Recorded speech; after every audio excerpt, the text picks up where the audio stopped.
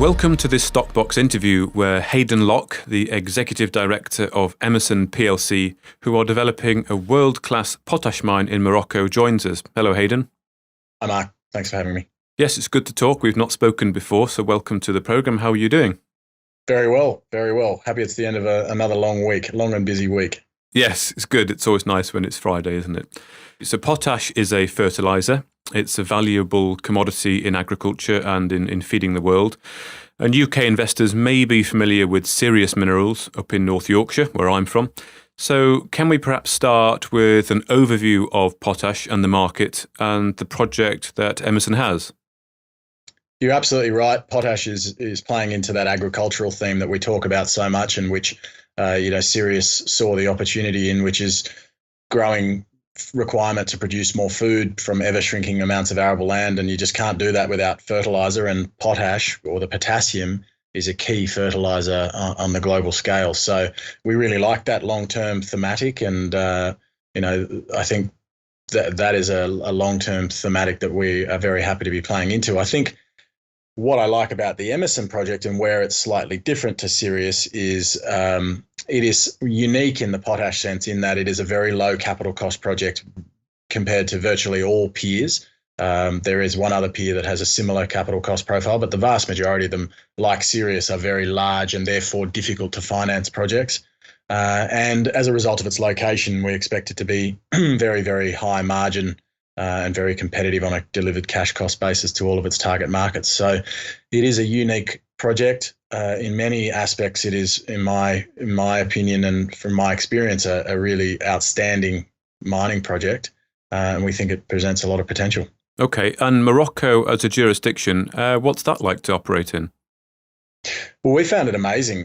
So I've spent a lot of time working in Africa, and Morocco is very close to Europe. Obviously, there's just across the Straits of Gibraltar, and so they see themselves as the European gateway to Africa.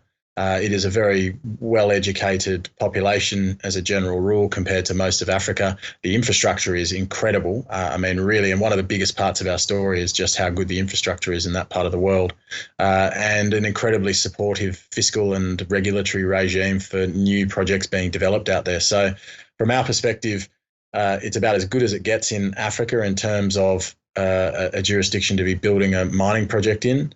As with all jurisdictions around the world, it comes with its own unique idiosyncrasies and challenges.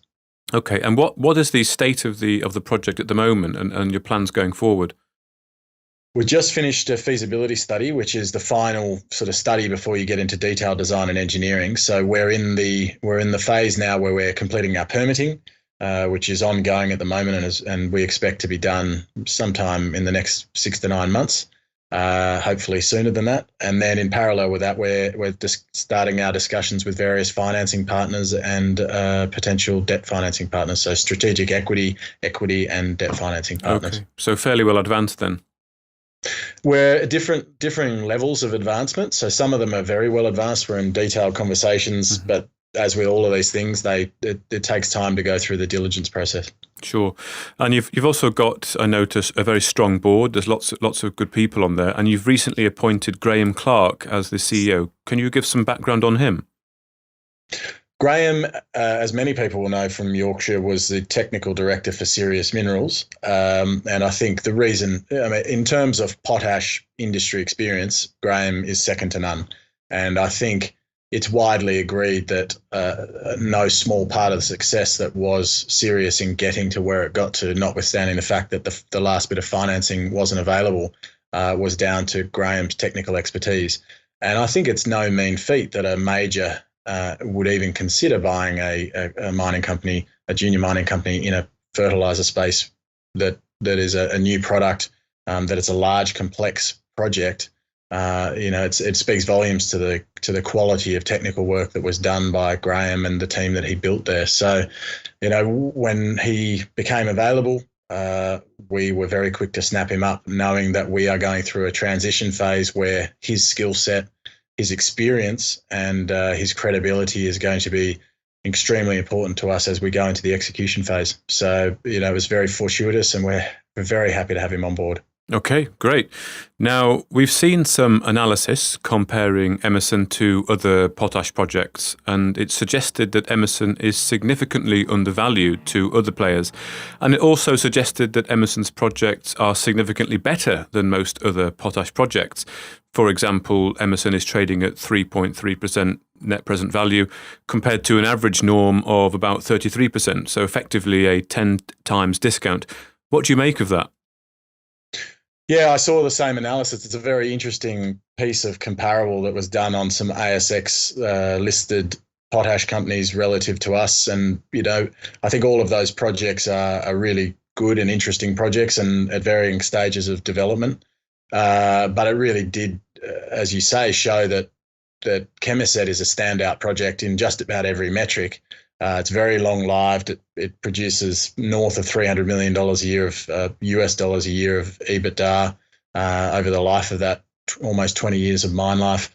Lots of potential to grow that with ongoing work. So it really is a standout project. And I think all the other groups who were listed on the ASX where there is a bit more of a following in potash. And there was an additional email put out on one of our true peers in the MOP space, which is Highfield Resources, showing that Highfield was materially undervalued, but interestingly with a valuation 3 times higher than where we are today. And our projects are very comparable in terms of mine life, operating costs, and NPV and IRR. So, we're slowly getting the traction we think we deserve in the market, and we're getting a lot of attention because really in the MOP space, a lot of those other potash plays are SOP, which is a different style of mineralisation. And in the MOP space, there are really only 2 choices. That's Highfield or Emmerson, and we're significantly cheaper than Highfield. And so I think people are recognising it's an opportunity to buy us. And I believe your economics are twice as good as well. In many of the cases against the SOP projects, our NPVs are significantly larger, just on account of being a much larger scale project. So yeah, that's right. But again, I'd say they're different projects, and each of those projects has their strengths. They're playing into a much different market to us. So it's a high value but much smaller commodity area. So we're very happy with the results of our project, and I think we do really stand out compared to a lot of these projects. Okay, so a significant undervaluation perhaps there then. Thank you, Hayden, for coming on and talking to us, and hope to speak again soon when the company has its next news update. Thanks, Mark. Thank you for listening to this Stockbox interview. For more information, interviews and videos, visit our website at stockboxmedia.com or give us a follow on Twitter by searching @StockboxMedia.